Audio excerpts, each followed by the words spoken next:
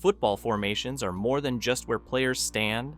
They're about tilting the odds before the ball is even snapped. Every formation is a chess move designed to stress a defense in one way or another. Some emphasize brute force, some are built for deception, and others try to stretch the defense across every blade of grass. You can't have it all, so offenses pick their battles. Today, we're going to break down the most significant offensive formations in football history and explain why each one mattered. The shotgun? We'll start with the formation that rewrote the modern passing game, the shotgun. Here, the quarterback doesn't crouch under center. Instead, he's stationed 5 to 7 yards back and receives the snap through the air. That positioning immediately sets him up to throw no long dropbacks, no wasted steps. Red Hickey of the 49ers first introduced it in 1960, but it was Tom Landry's Cowboys who made it a signature look in the 1970s, especially on critical downs. The advantage is simple: vision and time. From shotgun, a quarterback can scan the field before the snap, spot mismatches, and deliver the ball quickly once the play starts. But early shotgun teams had a problem: they could barely run the ball from it. The running back was offset and too far from the line of scrimmage, so defenders could sell out against the pass.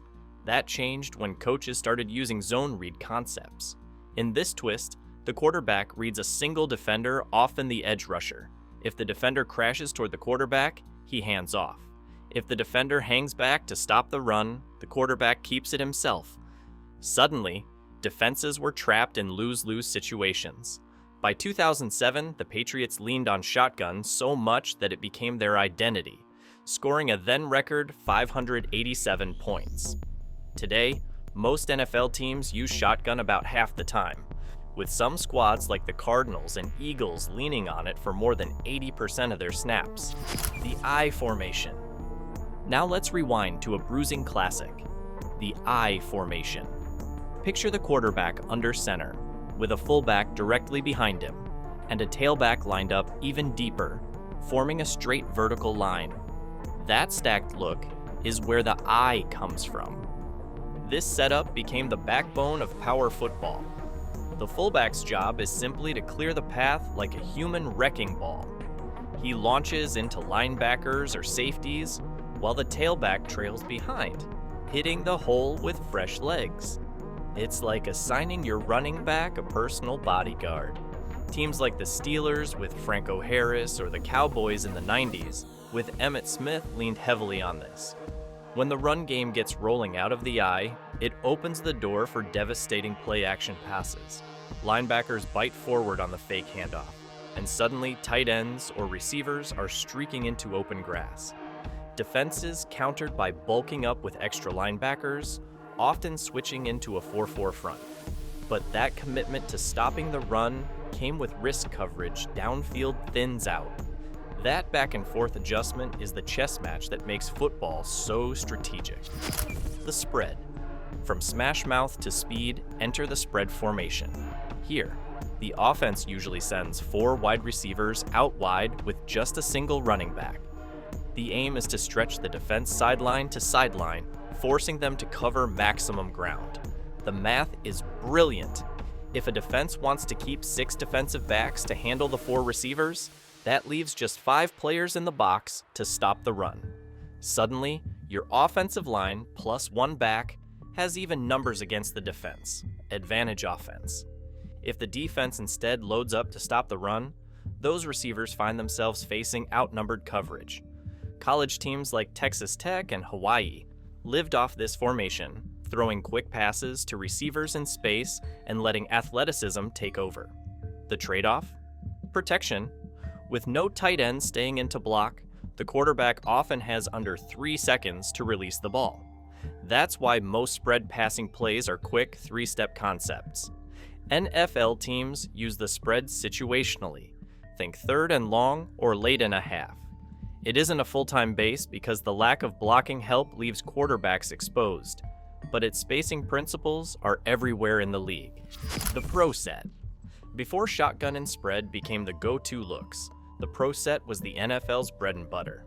Imagine the quarterback under center with two running backs, but instead of stacking them like the I formation, they're split on either side a few yards behind him. This arrangement created deception. Defenders couldn't immediately tell which back would get the ball. One could plunge up the middle, the other could sweep outside, or both could leak into routes. Pass protection also became versatile.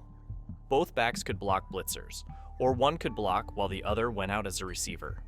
Washington under Joe Gibbs thrived using the pro set, flexing players in creative ways, sometimes two tailbacks, other times a fullback paired with a tailback, and even tight ends shifted into hybrid roles.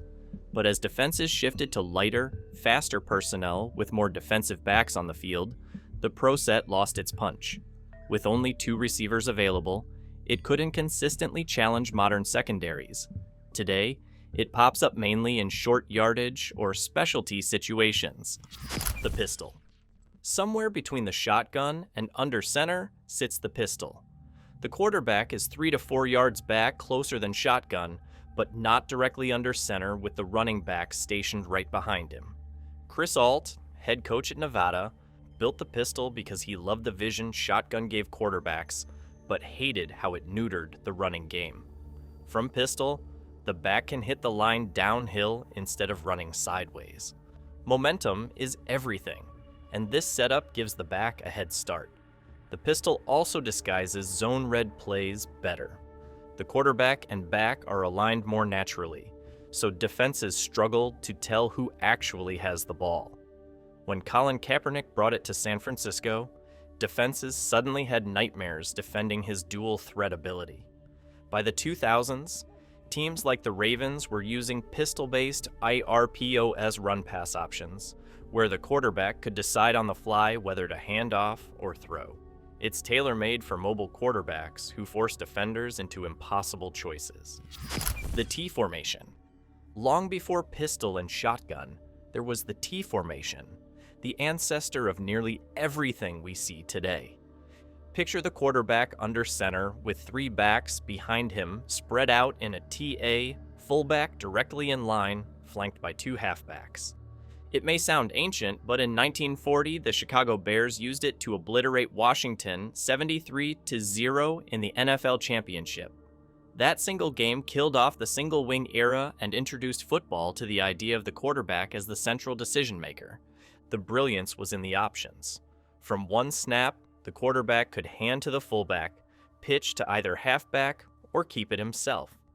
For defenses, it was pure chaos. More importantly, it unified responsibility. The quarterback was now the one orchestrating the entire offense. While the pure T has vanished, its DNA is alive in every modern under-center look. Single back, ace. Take the I formation, remove the fullback, and spread receivers around. Welcome to the single back, often called the ace.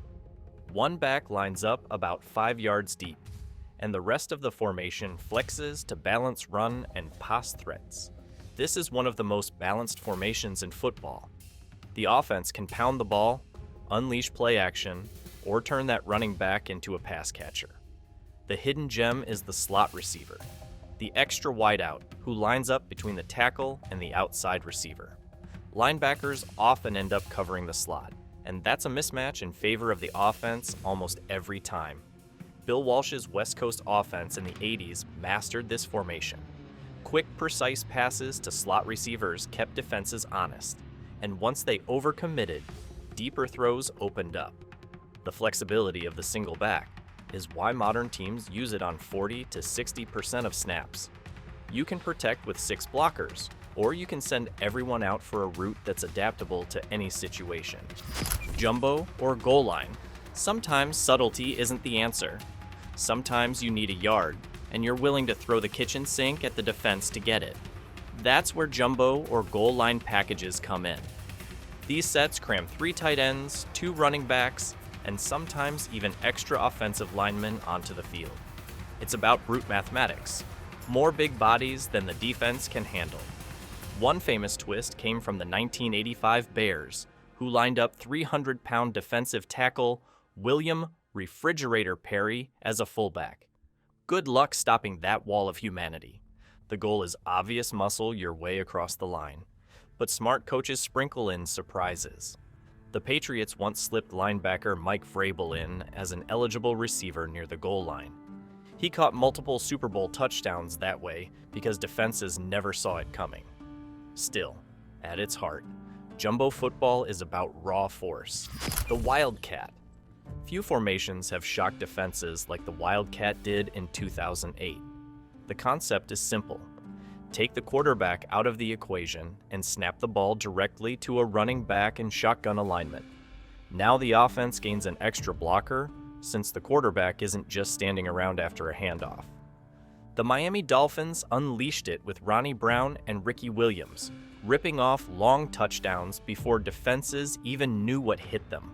Some teams rebranded it the Wild Hog at Arkansas, for example, but the DNA was the same. The genius of the Wildcat was its unpredictability. Even if the run was expected, defenses had to honor the threat of a pass, keeping at least one defender deep. But the gimmick wore off quickly.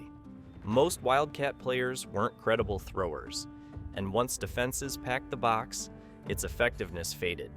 Today, it's a change of pace wrinkle, not a steady diet. Empty backfield. Finally, the ultimate passing look, the empty backfield. Strip every back from the formation and spread 5 receivers across the line. The quarterback stands alone, daring the defense to cover everyone. This formation maximizes pressure on defenses with 5 eligible receivers running at once. Even if coverage holds on 4, 1 usually springs open. Teams like the Patriots under Tom Brady thrived with empty looks, trusting his quick reads to find the mismatch in under 2 seconds. Of course, there's a glaring weakness: no protection help. The quarterback must fire fast, and the routes are usually designed for quick releases. But occasionally, offenses sneak in a draw play.